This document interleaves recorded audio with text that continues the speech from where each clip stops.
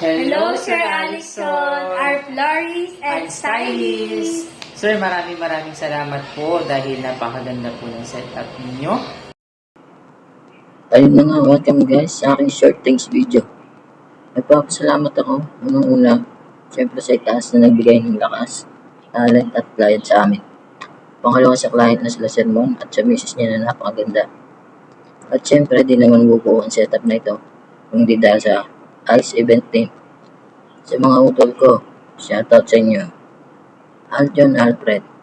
Shoutout din Boss Ken and Boss Arman.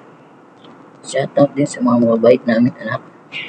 Kahit pa paano ay nag-effort din. Na sila Lerian at Jamie.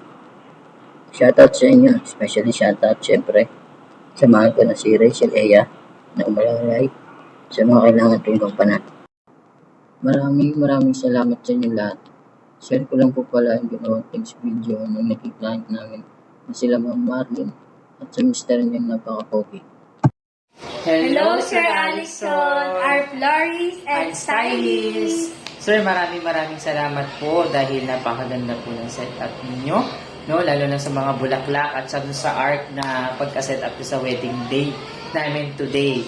At maraming bisita yung nagustuhan po talaga yung setup natin sa ating wedding. At ganun din yung family member po namin, no, grabe yung comment nila, ang ganda ng venue, and also our principal sponsors, talagang kinomed nila yung inyo pong design. Maraming salamat, sir. Kaya naman, di ba, sir, pangako ko sa'yo, ima-market ko yung business mo. Basta pag may kakilala kami na, or marinig ko lang, chismosa na may mag-event, so we will recommend yung service niyo.